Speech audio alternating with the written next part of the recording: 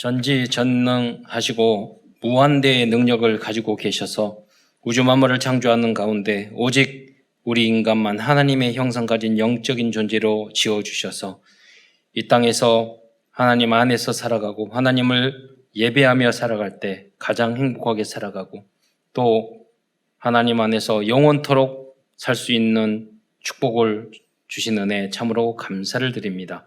그러나 인간이 어리석어 불신앙하고 불순종하여 사단에게 속아 죄를 짓고 이 땅에 떨어져 오만 가지 고통을 당하다가 지옥에 갈 수밖에 없었는데 우리 인간을 사랑하시고 긍휼히 여기시사 예수님을 구원자 그리스도로 보내주셔서 이제 누구든지 예수님을 구주로 영접하면 다시 하나님의 자녀가 되는 신분과 권세가 회복될 뿐만 아니라 땅끝까지 이 복음 증거할 수 있는 특권까지 주신 것 참으로 감사를 드립니다.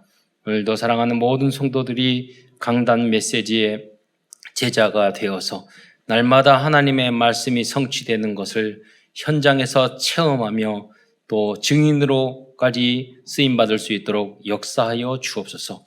그리하여 우리 성도들의 그 모습을 통하여 복음이 전파되어 땅끝까지 237의 나라의 복음이 증거되는 역사가 지속될 수 있도록 인도하여 주옵소서. 오늘도 이 말씀을 통해서 힘을 얻고 치유를 받을 뿐만 아니라 복음을 위하여 하나님의 나라를 위하여 교회를 위하여 생명까지 드릴 수 있는 그러한 모든 충성된 그리스도의 제자들이 다 될 수 있도록 역사하여 주옵소서. 오늘도 말씀을 통해서 응답과 해답을 얻으며 무엇보다도 작은 것 하나라도 내가 성취해야 할, 내가 도전해야 될 미션을 발견하는 응답의 시간이 될 수 있도록 축복하여 주옵소서. 그리스도의 신 예수님의 이름으로 감사하며 기도드리옵나이다. 다니엘은 가장 어려운 위기의 순간에 하나님과 소통하는 영적인 안테나의 역할을 하였습니다. 우리는 위기를 만났을 때 다른 것을 하려고 하죠. 그런데 다니엘은 위기를 만났을 때 하나님 앞에 무릎을 꿇고 그리스도가 오실 예루살렘을 향하여 창문을 열고 서밋 타임을 가진 것입니다. 꼭 사람들은 기도하면 다 응답되느냐 그러는데 그분은 안 해봤기 때문에 그래요. 기도하면 다 응답됩니다. 기도 외에 다른 거 할 필요 없냐? 다른 거 다 할 필요 없어요. 기도만 하면 다 하게 돼 있어요. 그래서 문이 열려요. 그런 힘도 아무리 마음이 있어도요 힘이 없으면 못하는 거예요. 그런데 어느 순간에 기도를 하게 되면 건강도 힘도 마음도 하나님이 주시거든요. 그러면 하기 싫어도 하게 돼 있어요. 그게 하나님의 자녀들의 방법이죠.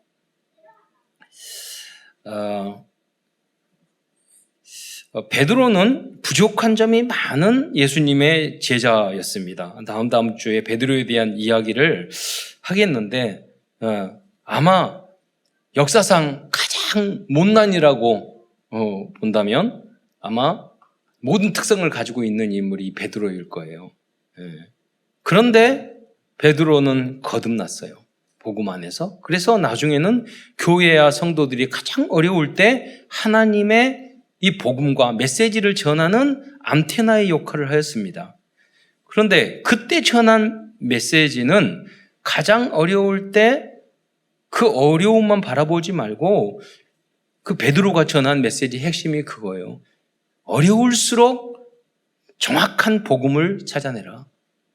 그리고 가장 정상적인 삶을 살아라. TV나 영화에 보면은 넥타이를 메고 살다가 이제 사업에 망하잖아요. 그럼 넥타이를 안 차. 그리고 뭐 불고 그러잖아요. 그러면 안 돼요. 우리가 정말 어려울 때 옷깃을 여미이고 더 깨끗하고 더 바르게 가장 정상적인 삶을 살아가야 하는 것이죠. 그 메시지를 베드로가 전하는 것입니다. 그래서 오늘은 베드로 전서를 중심으로 하나님의 말씀을 나누기로 하겠습니다. 베드로 전서는 로마의 네로 황제가 본격적으로 그리스도인들을 핍박하기 시작한 시기에 기록된 말씀입니다. 그래서 많은 설교자들은 베드로 전서를 소망의 서신이라고 말을 하고 있어요. 그러나 베드로 전서의 내용을 보면 소망과 위로를 주는 말씀보다는 로마의 핍박과 고난이 심할수록 더욱더 복음과 그리스도를 더욱더 정확히 이해하고 그리스도다운 향기로운 삶을 살아야 한다는 말씀을 전하고 있음을 알 수 있습니다. 저는 여러 가지 주석을 보면서 신학자들도 다 성경을 정말 안 보는구나 생각을 들어요. 베드로 전 다 소망의 서신, 위로의 서신. 근데 그거는요 10분의 1도 안 돼요. 핵심적인 내용을 기록한 게 거의 없어요, 주석에. 제가 쭉 읽으면서 보니까 그게 아니에요. 베드로의 중심. 하나님 베드로에게 전하고자 하는 그런 메시지가 있지 않아요. 제가 신학교 다닐 때 말씀드렸지만 교수님이, 유명한 교수님 그 말씀하셨어요. 유명한 철학자가. 한 성경의 본문은 한 가지의 메시지만 전하고 있다. 그게 무슨 말인가 했더니 사람들이 지멋대로 성경을 해석해요. 그런데 베드로 전서는요, 여러분, 저희가 어렸을 때 학교 다닐 때는 정과라고 있었어요. 거기 보면 전체의 대강이라는 게 나와 있어. 여기서 주제가 말하는 게 뭐냐 이거예요. 그러니까 하나님이 성경을 통해서 말씀하는 내용, 베드로 전서를 통해서 말씀하는 내용을 찾아내고 그 다음에 다른 것을 해석해야 돼요. 대부분은 그런 생각을 안 해요. 내가 설교를 들을 때도 내가 듣고 싶은 이야기만 들어요. 그러면 응답받기가 어려워요. 내가 위로받고 싶은 말만 들어요. 그게 아니에요, 성경은. 성경은 너희들이 위로받고 힘은, 그거는 어린아이의 것이고요. 어린아이의 것을 버렸노라. 여러 가지 환난을 만나거든 온전히 기쁘게 여기라. 그 이야기를 성경을 하고 있어요. 성경은 믿음을 이야기하고 있어요. 그래서 우리들도 그래서 고난과 핍박과 어려움을 당했을 때 그것을 피하는 것이 아니라 오히려 더욱더 복음과 전도에 집중하고 그리스도인다운 거룩한 삶을 살기 위해서 우리의 중심을 담아야 하겠습니다. 저 어제 뉴스를 보면서 아까 깜짝 놀랐어요. 지금 어떤 내용이냐면 머리를 매일 감지 마세요. 샤워는 5분 이상 하지 마세요. 그런 타이틀이 있어요. 그래서 그게 무슨 말인가 봤더니 지금 유럽에 비가 안 와서요. 프랑스, 독일 이 가뭄 때문에 너무 고생하는 거예요. 미국도 캘리포니아에 보면 엄청난 큰 댐이 있거든요. 20년 동안 비가 안 나서 지금 바닥을 드러내고 있는 상황이에요. 그러니까 그런데 제가 어제 우리 대학부 그 학생들과 캐리비안 베이 가가지고 재밌게 물놀이하고 놀고 이제 일찍 왔거든요. 저는 먼저 오는데 그 옆에 있는 도로를 달리는데 나무들이 너무너무 예쁜 거예요. 그러더니 그 오버랩이 돼서 거기는 가물어가지고 막 그러는데 우리는 물이 넘쳐가지고 물이 많으면 나중에 하수도 뽑으면 되잖아요. 근데 가물어 버리면 훨씬 더 문제가 되겠다 생각이 좀 들더라고요. 그러면서 하나님이 저에게 감동을 주셨어요. 봐라, 그리스도가 모든 만물을 붙잡고 계신다고 골로새서에 나와 있잖아요. 무슨 말이냐면 정말 복음 가진 사람이 진정으로 기도하면 하나님이 자연도 움직여요. 우리나라 국토도 아름답게 만들어요. 그런데 그 복음이 없어져 버리면 모든 재앙과 저주 황폐하게 만들어 버려요. 제가 남미에 갔는데 여러 번 말씀을, 제가 그때 충격받은 내용은 잊혀지지 않잖아요. 거기에 파나마 선교사님이 그 옆에 있는 나라가 있는데 공산주의 국가예요. 6년 동안 비가 안 내렸대요. 그러니까 그 선교사님이 저한테 그러더라고요. 하나님이 없다 하니까 비도 안 줘버린다고. 여러분, 하나님을 믿고 그 기도를 하고 그런 게 우리의 삶과 자연과 아무 관계가 없습니까? 전혀 그렇지 않아요. 하나님이 6.25 막 끝나고 일제시대 그 많은 선교사님들과 많은 우리의 사람이 곳곳에 교회를 짓고 기도해서 이 나라가 지금 10번째 모든 분야에서 항상 10대 열성꾸락 안에 들어가고 그러잖아요. 우주선도 쌓아 올리고 달나라도 간다고 그러고. 그게 무슨 노력해서입니까? 노력은 북한이 훨씬 새벽별 보기 운동 더 열심히 했다니까요. 노력한다고 되는 게 아니에요. 그의 나라와 그의 의를 구하라. 그리하면 이 모든 것을 더하시리라. 여러분도 똑같아요. 여러분이 아무리 힘써보세요. 그리스도로 결론 답 내지 않고 기도로 행복하지 않으면 하나님은 계속 여러분 때리셔요. 만약에 여러분이 하나님의 자녀라면 문 안 열어줘요. 왜? 하나님이 여러분을 사랑하시니까. 첫 번째가 여러분이 하나님이 아니면 하나님이 여러분에게 응답 안 주는 게 여러분을 사랑하는 거예요. 반대로 여러분이 그리스도로 결론 내고 모든 것인데 응답 안 받을 수가 절대 없어요. 모든 면에 있어서. 우리가 유 목사님을 통해서도 그걸 오직 예수 하니까 다 있잖아요. 그렇게 배우면서 그 안 따라 한다니까요. 그렇잖아요. 안 믿어요. 그렇게 보면서도 안 믿어. 저는 그것도 뭐라고 그러냐면 아직 못 깨달으셨다고 이야기해요. 그러니까 1000만분의 1, 100만분의 1만 깨달아도 응답을 많이 받아요. 그렇잖아요. 여러분이 그리스도로 결론 내고 기도로 가장 행복한 여러분이 되시기를 축원드립니다. 그래야지 여러분이 증인될 수 있어요. 기도하면 응답이 쏟아져요. 메시지 붙잡고 약간만 실천해서 바빠요. 저는 기도하면서 70현장 이야기하니까 헤블린 달란트, 나는 나에게 하나님 주신 헤블린 달란트가 뭡니까? 그러니까 내가 나 어렸을 때부터 운동을 좋아했으니까 운동을 하거라 그래야죠. 나이 60 다 돼가지고 운동을 다시 하려니까 재밌어요. 엄청 바빠요. 지난주에는 프리다이빙이라는 걸 했거든요. 그게 영상이 막 떠서 프리다이빙 뭐냐면 그냥 숨을 안 쉬고 깊이 물속으로 들어가는 거예요. 처음 그 강사가 저한테 이렇게 하거든요. 술, 담배 안 하는데요? 목사니까. 그랬더니 잘 하시겠네요. 그러니까 처음 뜰 때 숨을 참아야 돼요. 이렇게 물속에. 근데 처음에 1분 30초 참았어.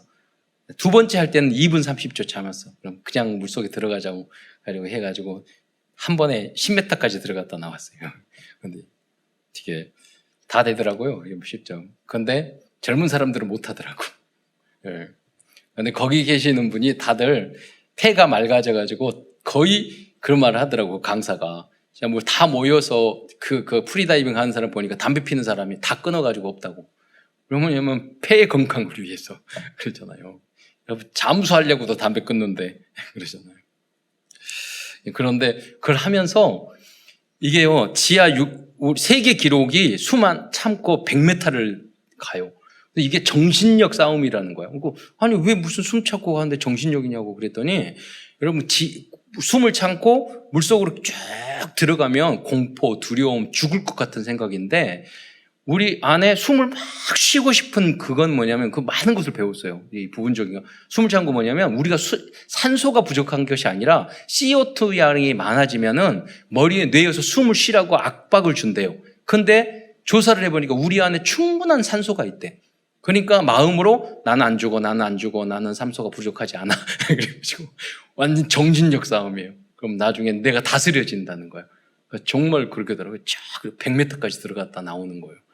기도가 목숨을 걸고 잠수하니까 기도가 절로 되더라고요. 그리스도를 얼마나 부르짖었는지. 지하가 아니라 저기 물 10m 속으로 들어가 보세요. 그냥 기도가 나와요. 그래 다음에 2급까지 따야지 저기 바다에 나간다고 그래서 바다에 가서 물고기하고 놀라고요. 2급 따가지고. 여러분, 기도하면 문이 안 열려요? 아니에요. 모든 문이 열려요. 모든 게 보여요. 바빠요. 기도하니까 멍청이. 그러지 않아요. 하나님 많은 응답을 줘요. 그 응답을 의미 있게 축복되게 줘요. 여러분, 거기에 집중하냐고요. 하나님의 일에. 예쁜 글씨 쓰기 한다니까 15명분이 확 있어. 예쁜 글씨 써가지고요. 화장실 목에다가 다 매주 바꿀 거예요. 여러분. 그래서 그냥 붓글씨도 쓰고 그럼 말씀으로 그냥 예쁘게 해가지고. 그러니까 여러분 모든 분야에 교회 안에서 다 만들어내는 거예요, 여러분. 그래서 대통령까지 만들 거예요. 분명히 국회의원도 나오고 정말로 복은 적인 사람. 그거 하려면 쉬워요. 지금 중고등학교 때부터 토론을 해야 돼요. 정책 생각을 해야 돼요. 법을 공부해야 돼요. 그래야지 여러분 국회의원 되고 대통령이 되는 거잖아요. 그게 인턴십, 사실적인 거. 네. 큰 첫 번째에서는 먼저 베드로전서에서 말씀하고 있는 그래서 그리스도의 복음에 대해서 말씀드리겠습니다. 여러분 그리스도 복음 깨달으면 뭐도 아무것도 안 해도 돼요. 하나님이 다 문을 열어주셔요.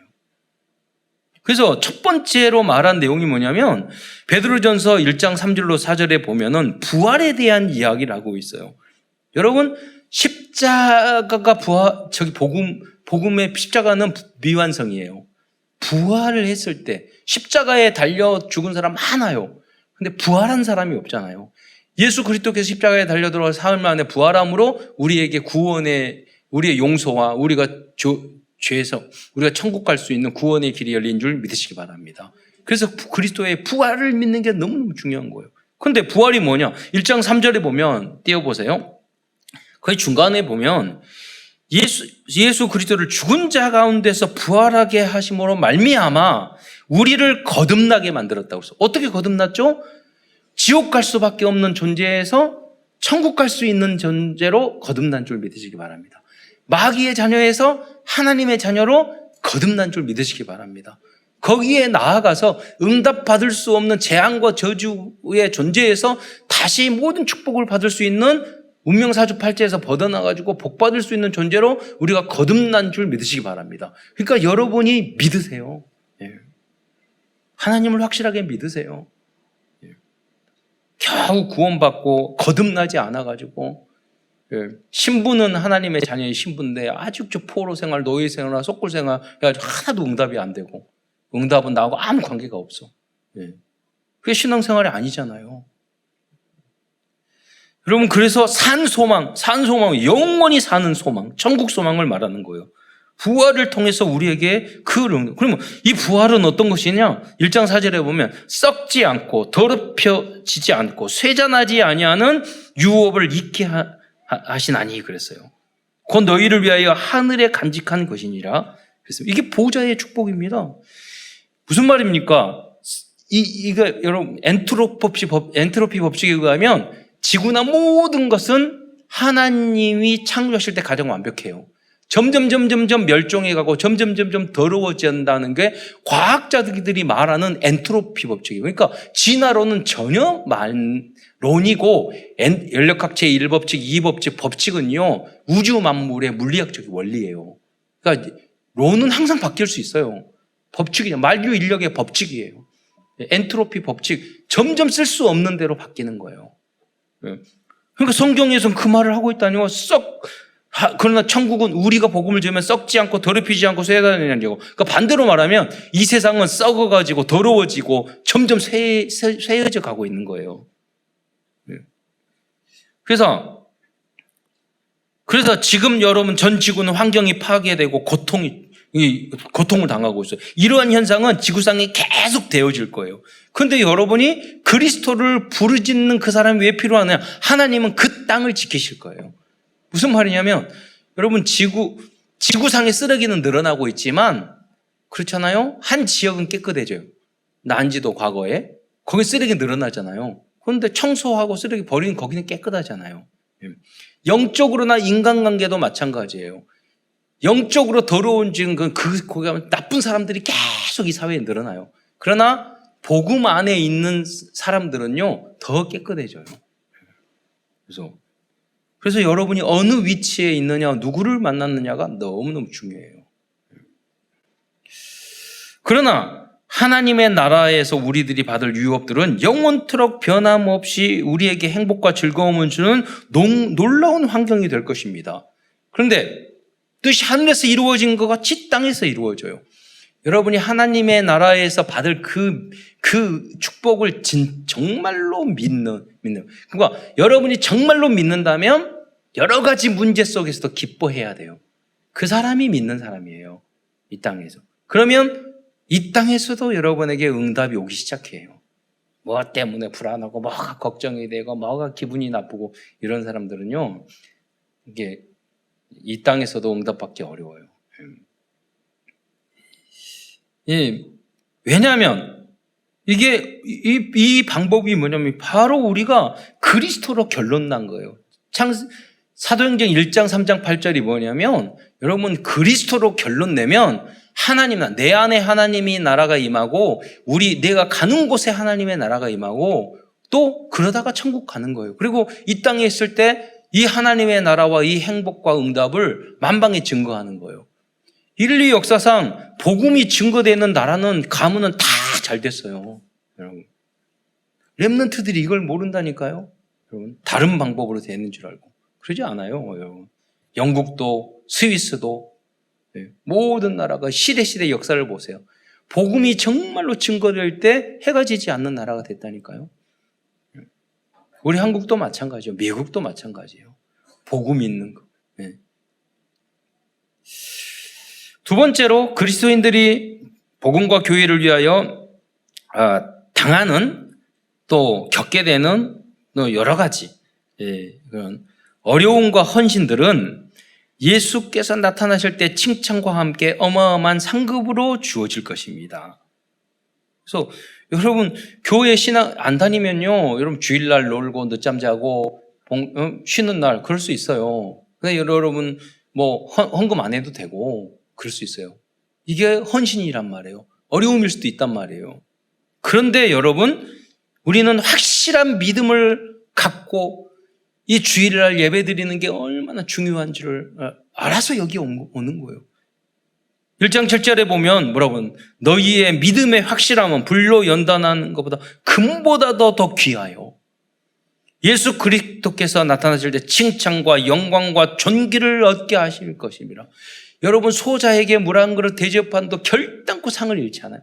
여러분이 주일날 예배 드리는 거, 교회를 헌신하는 거, 헌금하는 거 결단코 여러분 공짜가 아니에요. 천만 배, 몇억 배로 하나님은 나라와 여러분 후대에게 보상해 주실 거예요.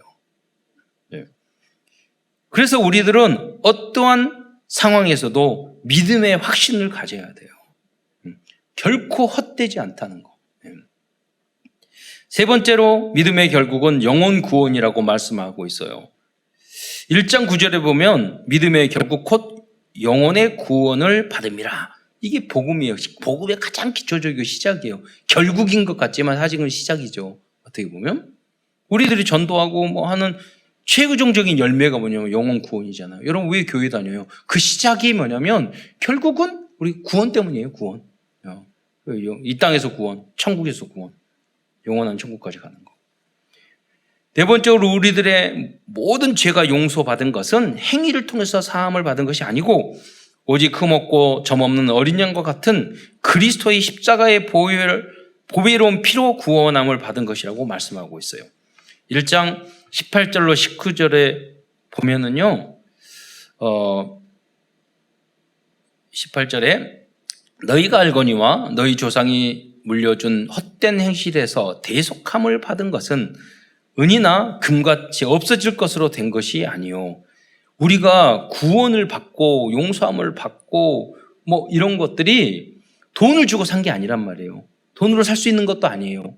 어떻게 우리가 구원을 받았고 죄 용서함을 받았느냐? 1장 19절 오직 흠없고 점없는 어린 양 같은 그리스도의 보배로운 피로 십자가에 달려 돌아가시고 부활하신 그 어린 양 대신 예수 그리스도의 그 은혜로 우리가 대속함을 입고 이런 구원받은 줄 믿으시기 바랍니다.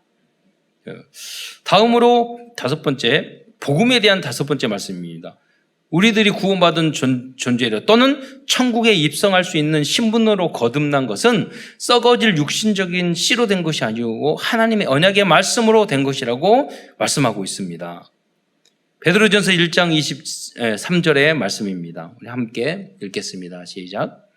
너희가 거듭난 것은 썩어질 씨로 된 것이 아니요 썩지 아니할 씨로 된 것이니 살아있고 항상 있는 하나님의 말씀으로 되었느니라. 네. 그러니까 우리의 구원의 근거는 하나님의 말씀이어야 돼요. 기분이나 아니면 갑자기 뭐 방언 받아가지고 성령 충만 몸이 뜨거워지거나 그게 아니에요. 생명의 성령의 법적으로 여러분이 구원을 받은 거예요. 그 법이 무슨 법이죠? 예수님을 그리스도로 믿으면 구원시켜.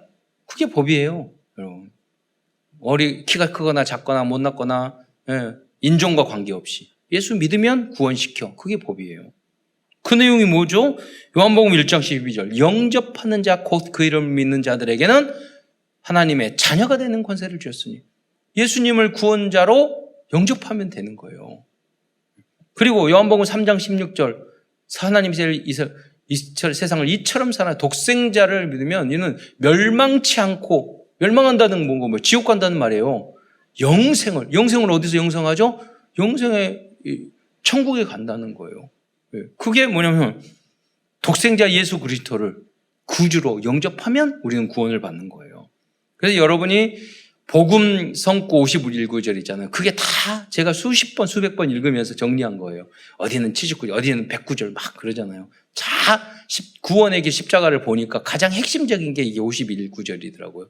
그래서 여러분이 다락방을 할 때 뭐 복잡하게 가르치면 그냥 한 구절 읽고 설명해주고 한 구절 읽고 설명해주고 그분에게 성경을 찾아보라고 해서 51구절. 그러면 신앙의 뿌리가 쫙 내려져요. 여러분이 막 설명하는 것도 있지만 새가족은 그냥 자기가 직접 찾고 줄 긋고 그러면은요 더 확신이 생기고 성경 말씀에 이런 게 있구나.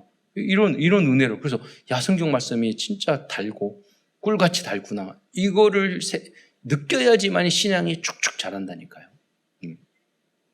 그 방법이 복음 요절을 찾아서 내가 읽고 묵상하고 또 기록하고 적어보는 거예요. 다락방에서 여러분이 그 일을 해주셔야 돼요. 결국 하나님이 우리에게 복음을 알게 하시고 복음으로 구원해 주시고 우리를 택하신 족속이요 왕같은 제사장으로 거룩한 나라로 그리고 그의 소유된 백성으로 불러주신 이유는 이 그리스도의 아름다운 구원의 복음을 선포하기 위해서라고 말씀하고 있어요. 에베소서 베드로 전서 2장 9절의 말씀을 다시 한번 함께 읽겠습니다. 시작. 너희는 택하신 족속이요 왕같은 제사장들이요 거룩한 나라요 그의 소유가 된 백성이니 이는 너희를 어두운 데서 불러내어 그의 기이한 빛에 들어가게 하시니에 아름다운 덕을 선포하게 하려 하심이라. 이 아름다운 덕이 복음을 말하는 거예요. 구원의 복음. 우리를요 우리같이 더럽고 추하고 악한 우리를 불러내서 이 소중한 복음을 증거할 사람으로 우리를 불러주셨다니 너무너무 영광스럽고 감사한 일이에요. 이게 바로 우리들에게 우리가 예수님을 영접하면 구원받았습니다. 이것도 중요하지만 이제 우리를 이 복음을 증거할 수 있는 전도자로 불렀다는 건 엄청난 축복인 거예요. 그걸 237 나라에 전하는데 너무너무 행복한 일이에요. 그래서 70개국을 우리는 가야 돼요. 그래서 패키지 여행으로 전 세계 전도자들이 가면 흑암 꺾여요. 그렇잖아요. 놀러 가도 막 놀러 다녀야 돼요. 그래서 그냥 가기만 하고 그러면 그 팀 짜면 거기서 포럼이 된다니까요. 새로 가면 거기 사람 만나요. 그럼 여러분이 복음 잘 훈련하고 그러면 만나면 할 말 없어요. 복음 전하는 일을 하는 거예요. 목표를 두고. 죽기 전까지 237 나라는 다 못 가더라도 여러분 우리 후대들은 70개국은 가야 돼요. 그러잖아요. 큰 두 번째에서는 베드로 사도가 권하고 있는 그리스도인다운 삶에 대해서 말씀드리겠습니다. 베드로 사도는 그리스도인들은 핍박과 어려움을 당할수록 오직 그리스도의 재림과 하나님 나라를 바라보면서 오히려 세상의 빛과 소금이 될 수 있는 거룩한 삶을 살아야 한다고 말씀하고 있습니다. 첫 번째로 베드로 사도는 그리스도의 삶에 대한 자세한 내용의 말씀을 하기 전에 먼저 불신자 시절의 체질과 습관을 버리고 하나님과 같이 거룩하게 살 것을 권하고 있어요. 이러한 거룩한 삶을 살아가는 것은 새신자들의 입장에서는 당장 어려운 일이겠지만 구원받은 그리스도인들의 구원을 여러분이 받았다면 절대 목표로 삼아야 되는 거예요. 그게 뭐냐면 그 말씀이 베드로전서 1장 14절 특히 16절에 보세요. 내용이 기니까 그냥 말을 하자면 하나님이 뭐라고 하냐면 이제 구원을 받았잖아요. 그러니까 구원받은 하나님의 자녀에게 미션을 줬어요. 뭐냐면 내가 거룩하니 너희도 거룩하라 그래요. 그러니까 거룩하지 않는 것은 우리가 다 버려야 돼요. 담배, 폐가 더러워져. 그렇잖아요. 조금이라도 악한 거. 운동을 진짜 하고 건강관리하는 사람 술 안 마셔요. 예, 그런 건강 관리하는 사람. 마약 안 해요. 그렇잖아요. 나쁜 거. 예.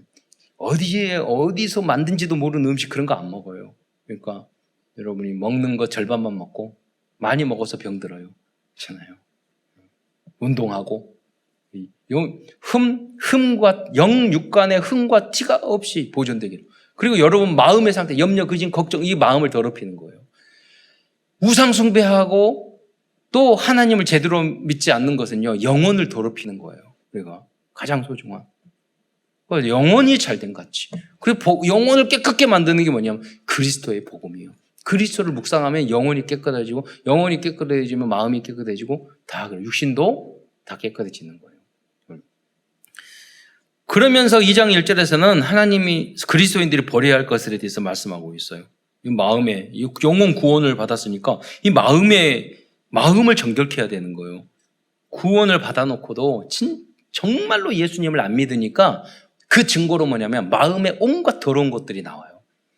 그게 어떠냐. 2장 1절에 보면은 그러므로 모든 악독과 모든 기만과 외식과 시기와 모든 비방하는 말이라. 뭐 이것만 있겠어요?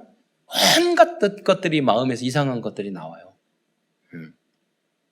복음하고 그리스도하고는 하나도 안 맞는 거예요. 성령의 열매가 안 맞는 거예요. 다음으로 그리스도인들은 모든 국가의 제도에 대해서 순종하라고 말씀하고 있어요. 이거는 그리스도인들의 국가가 아니며 세계관입니다.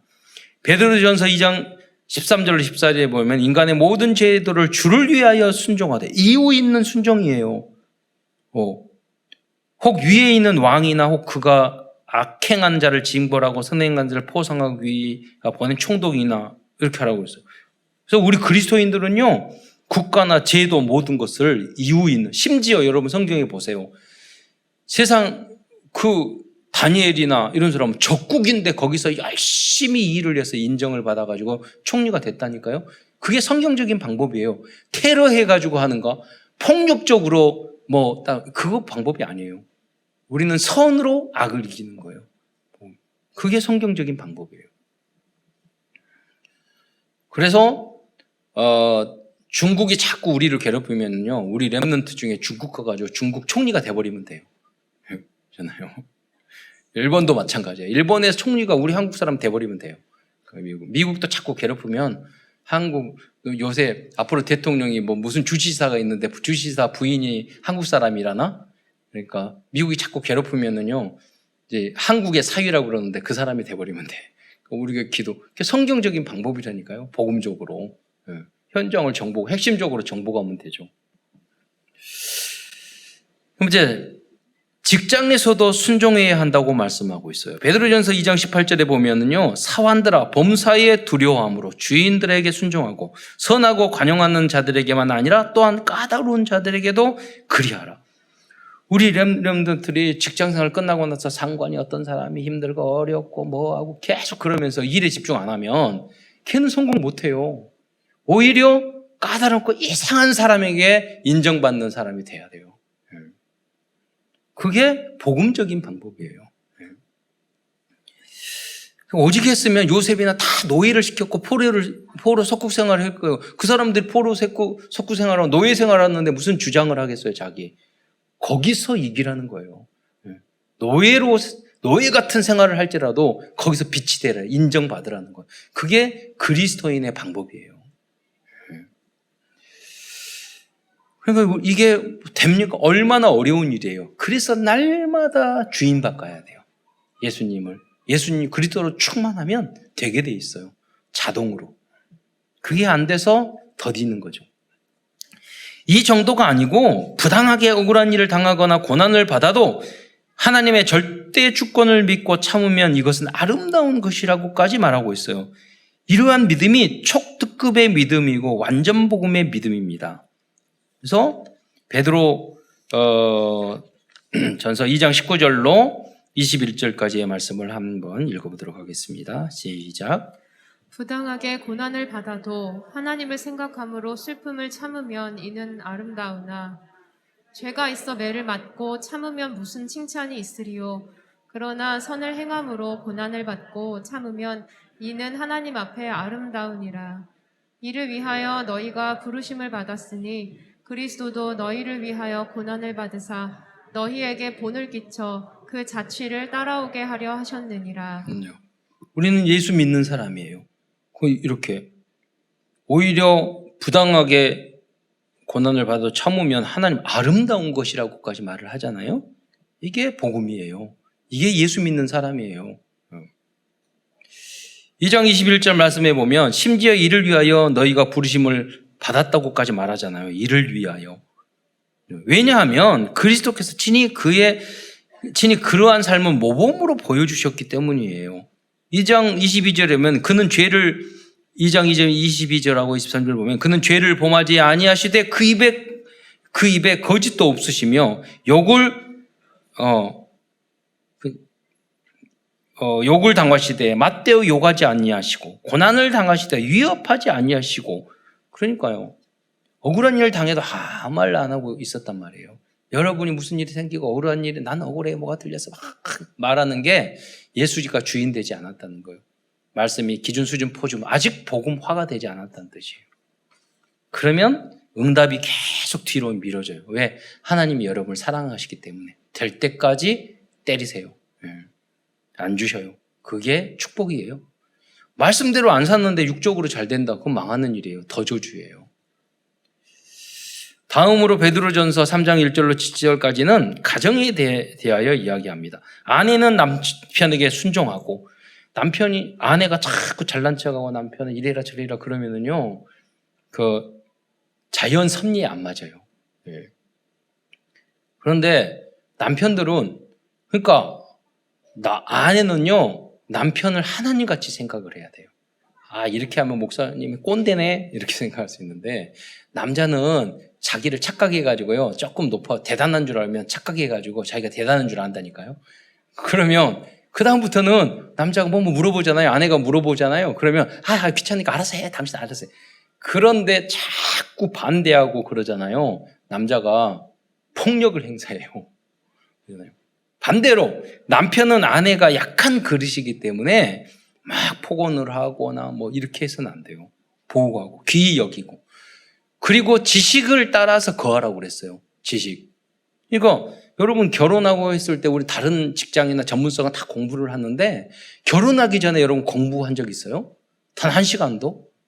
제대로 한 적이 없으니까 다 이혼하고 사모하고 사원하고 앞으로 심각해져요. 왜냐하면 성경에서 나온 이 원리하고 안 맞게 생활하기 때문에 앞으로 계속 가정에 문제가 생겨요. 그 가정을 지킬 수 있는 그 역할을 하는 게 교회예요. 왜? 말씀이 진리이기 때문에. 진리에서 하나님 우주 만물을 만드셨기 때문에 말씀에 벗어나는 것은 다 쓰레기가 되게 돼 있어요. 깨지게 돼 있어요. 그래서 여러분 말씀 사역이 너무 중요한 거예요. 그러니까 아내는 남편을 하나님같이 생각을 하고 남편은 아내를 예수님같이 생각을 해야 돼요. 그러잖아요. 귀하게.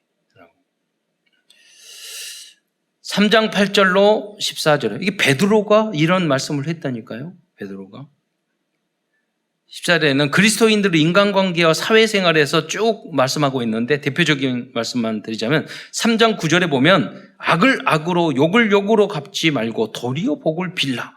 예수님한테 들었던 이야기를 베드로가 거듭나가지고 이제 다시 베드로가 이야기하는 거예요. 과거에 들을 때는 이해가 안 됐는데 지금은 완전히 소화된 상태에서 베드로가 나의 신앙 고백으로 성신, 말씀을 전하는 안테나가 두 가지가 돼요. 송신판, 수신탑이 있잖아요. 하나님의 말씀을 전하는 송신의 역할을 하는 거예요. 백성들에게. 나의 것으로 소화하게 해서. 3장 10절에 보면 혀를 금하여 악한 말을 그치며 그 입술로 거짓말을 하지 말고 3장 11절은 악에서 떠나 선을 행하고 화평을 구하라고 권하고 있어요. 이 사회생활 인간관계예요. 뿐만 아니라 3장 15절에는 그리스도인들이 항상 갖추고 있어야 될 삶의 중요성과 중요한 준비에 대해서 말을 하고 있어요. 베드로전서 3장 15절 그것도 굉장히 중요한 메시지인데 그게 뭡니까? 너희 마음에 그리스도를 주로 삼고 그렇잖아요. 이제 구원을 받았으면 구원을 받았잖아요. 이 편지를 보낸 사람이 그리스도인들이에요. 그러면 그리스도인 됐으면 어떻게 해요? 예수님을 주로 삼아야 될 거 아니에요. 내 뜻대로 내 마음대로 할 것이 아니라 주로 삼고 그 다음에 어떻게 해요? 예수님 주문이 삼았으면 이제 모든 면에서 영육 간에 거룩함을 향해서 쫓아가야 될 거 아니에요. 그게 못하고 안 되더라도. 또 너희 속에 있는 소망에 관한 이유를 믿는 자들에게, 여러분들이 이 땅 것만 좋아하고 복음적으로 안 사고 빛과 향기가 안 되면 여러분에게 소망에 왜 그렇게 천국을 바라보고 왜 이렇게 예수님을 믿고 그렇게 물어보겠어요? 안 물어봐요.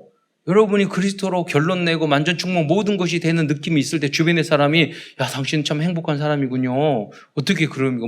소망에 관한 이유를 물어볼 거 아니에요. 그러면 우리가 복음에 대한 이야기를 하고 항상 준비하고 어떻게 해요? 내가 구원받았다고 잘난 척하지 말고 온유와 두려움으로 하라고 말하고 있는 거예요. 그게 베드로전서 3장 15절에 아주 중요한 성도들의, 구원받은 성도들의 자세를 말하는 거죠. 또 4장 3절에 보면 다시 한번 버려야 할 것들에서 말을 하고 있어요. 베드로전서 4장 3절에 보면 너희가 음란과 정욕과 술 취함과 이런 걸 버리라고 했어요. 우리 여러분 문제가 생겨가지고 나갔는데 또 술 때문에 문제 생겨가지고 연락 왔어요. 그것 때문에 쫓겨나 놓고. 예? 그러니까 우리가 새 가족이 예수 믿고 이제까지 살았는데 당장에 변할 수는 없죠. 그러나 목사가 돼가지고 신앙생활을 오래 했는데 중독에 빠져가지고. 차라리 그러면 내가 중독에 빠지고 내가 그럼 정직이라도 해야 돼. 나는 이렇게 잘못하고 나는 이렇게 죄인이니까 죄송합니다. 다 받아줘. 거짓말하고 안 한 척하고. 그렇게 하면 안 된단 말이에요. 왜 방탕하고 향락과 무법한 우상 숭배하여 이방인의 뜻을 따라 행하는 것은 지나간 때로 족하다. 그러면 무슨 말입니까? 예수 믿고 과거에 이런저런 했는데 진짜 예수를 믿고 거듭나면요 어떻게 생각이 들었냐면 내가 과거에 그렇게 했던가? 이렇게 내가 그런 삶을 살았던가? 요 목사님 그러셨어요. 그렇게까지 생각될 정도로 중간에 너무 은혜를 받으면요 30살 돼가지고 예수 믿었어도 내가 어렸을 때부터 다닌 것처럼 그렇게 크게 거듭난 거예요. 당연히. 그리고 마지막으로 4장과 5장에서는 교회 안에서 성도들과 지도자들에게 갖춰야 할 자세에 대해서 이야기하고 있어요. 성도들은 무엇보다도 뜨겁게 서로 사랑하라고 그랬어요. 왜? 복음 안에서 이 어려운 세상에서 예수 믿고 교회에 헌신하는 게 얼마나 소중한 존재예요. 이 소중한 복음을 이어갈 우리 렘넌트 후대들은 얼마나 사랑스럽고 귀한 존재예요. 그 안에서 복음 안에서 뜨겁게 우리가 사랑을 하는 거죠. 또 10절에 보면 각각 은사를 받은 대로 선한 청지기같이 서로 봉사하라 그랬어요. 또 5장 2절 3절 보면 교회의 지도자들 목사님들에게 말을 했어요. 양무리를 최대 억지로 하고 어떤 목사님 보면은요 목회를 정말 힘들고 어렵게 이해는 다 돼요. 억지로 하시는 분들이 있어요. 제대로 된 복음의 메시지가 절대로 나올 수가 없어요. 그렇잖아요. 내가 먼저 복음과 이 소중함과 가치를 알고 그리스도를 누리고 행복해야 되잖아요. 교회는 목사가 행복한 만큼 교회가 행복해지고. 우리 권사님이 한 분이 그러시더라고요. 어디 모였는데 주변에서 가장 행복하게 살고 있는 사람 한 사람을 딱 떠오르 보세요. 그랬더니 갑자기 머릿속에 정윤돈 목사 떠오르더라고요. 되게 감사했어요. 반대로 제일 지긋지긋한 인간 떠오르 보세요. 그러니까 정윤돈 목사 그러면 안 되잖아요. 여러분도 그 현장에서 그런 사람이 되시기 바랍니다. 가정 가문에서 돈, 환경, 조건 아무 관계 없어요. 그리스도로 완전 충분 모든 것 되셔야 돼요. 그러니까 양무리를 억지로 하지 말고 이득을 위하여 하지 말고 지도자의 양무리의 본이 되라고 그랬어요. 또 청년들은 5장 5절 6절에 보면 젊은 청년 성도들에게는 장로들과 목사님 장로들 순종하고 서로 겸손하고 허리를 동이라. 그리고 능히 하나님 앞에서 겸손해. 때가 되면 너희를 높이리라.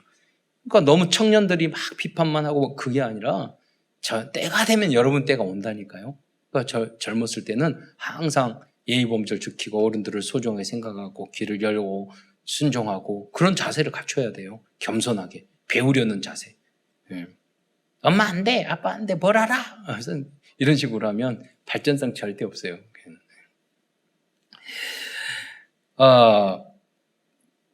그러면서 5장 7절로 8절에서는 가장 어려울 때 우리들이 진정으로 싸워야 할 대상에 대해서 말하고 있어요. 그게 사탄이죠. 베드로전서 5장 7절로 8절을 우리가 함께 읽도록 하겠습니다. 시작. 염려를 다 주께 맡기라. 이는 그가 너희를 돌보심이라. 근신하라 깨어라. 너희 대적 마귀가 우는 사자같이 두루다니며 삼킬 자를 찾나니.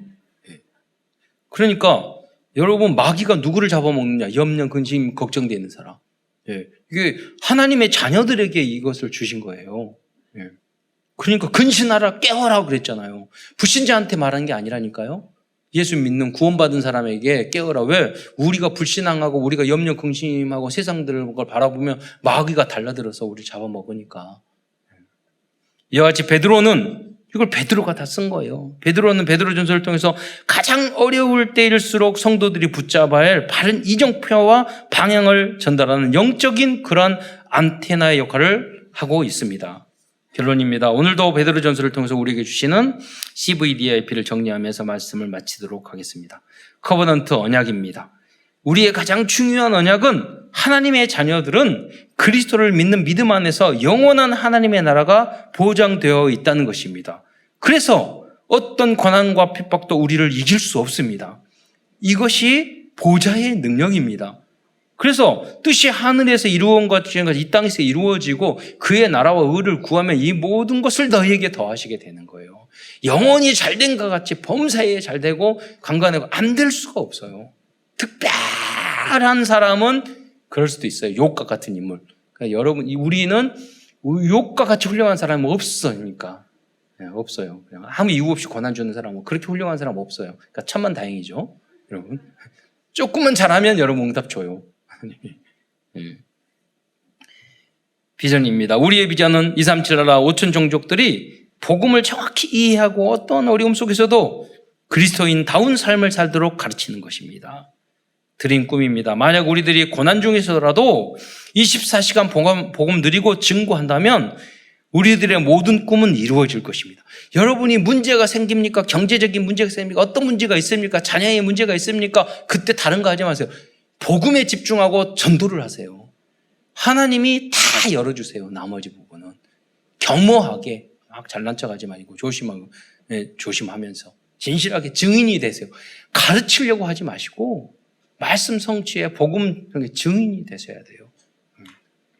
이미지입니다. 우리는 하나님의 형상과 생기와 에덴의 축복을 받은 하나님의 자녀입니다. 그러므로 어떠한 어려움 속에서도 고난에 집중하지 않고 여러분 문제가 생기면 문제에 고민하잖아요. 거기에 집중하지 말라는 거예요. 그때일수록 복음과 그리스도에 집중하고 복음에 집중하고 또 그리스도인다운 삶에 집중한다면 모든 흑암은 꺾이고 참된 행복과 평안을 얻게 될 것입니다. 예, 이것이 바로 참된 자유입니다.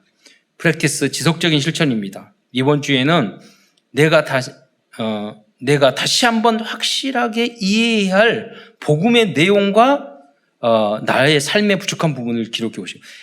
복음 소식 막 외워요. 복음을 아느냐? 전혀 몰라요. 문제 생기면 하나도 적응 못하는데 그 암송했다고 아는 거예요? 아니잖아요. 그 복음의 핵심을 알아야 돼요. 그 내용이 뭐예요? 예수님께서 그 고난과 어려움을 당하더라도 절대 원망하거나 그러지 않고 십자가에 달려 돌아가셨잖아요. 아무 말도 안 하시고 억울한 일 당했는데 억울하다 말 안 했잖아요. 그게 복음이라니까요. 내가 예수님이 십자가에 달려 돌아가신 건 뭐예요? 내 죄 때문이 아니에요. 다른 사람의 죄 때문에 예수님이 돌아가신 거예요. 그렇잖아요? 그렇게 함으로 전체를 살린 거예요. 그러니까 우리가 다른 사람이 부족한 거, 이 나라 민족 주변에 교회에 뭔가 부족한 게 있으면 내가 십자가에 헌신하고 희생해서 전체를 살려야 되는 거예요. 그런 중심이라도 가져야 되는 거예요. 그게 예수 믿는 사람의 모습이에요. 그게 복음이에요. 그게 복음 소식이고 구원이에요. 그게 복음이 내 것이 돼야 돼요. 체질이 돼요. 복음화가 돼야 돼요. 그래서 그것을 여러분이 발견해 보라는 거예요. 암송이 아니라 내 것이 됐는가? 그게 누림이에요. 내가 누리고 있는가? 적용하고 있는가? 여러분이 이것을요, 난 이게 안 돼. 난 이게 부족해. 내가 이거 틀렸어. 내가 못 깨달았어. 이렇게 생각만 하고 여러분 인정만 해도 많은 응답을 얻게 될 것입니다. 오직 복음, 완전 복음, 영원한 복음을 세팅하기 위해 베드로처럼 어떠한 어려움 중에서도 그리스도인의 안테나의 역할을 담당하는 모든 성도들과 후대들이 되시기를 축원드리겠습니다. 기도하겠습니다. 사랑해 주님 감사합니다. 오늘도 거룩한 성일 베드로 전서를 통해서 귀한 많은 영적인 깨달음을 주신 것 참으로 감사를 드립니다. 우리가 듣는 자만 되지 말게 하시고 그 복음과 그리스도의 삶을 잘 이해하고 내가 현장에 적용하여 그리스도의 소중한 일꾼으로 그리스도의 제자로 쓰임받는 70 현장을 살려내는 그러한 중요한 일꾼으로 쓰임받는 모든 70의 모든 우리 성도들이 70인의 제자의 응답을 누릴 수 있도록 역사하여 주옵소서. 그리스도이신 예수님의 이름으로 감사하며 기도드리옵나이다.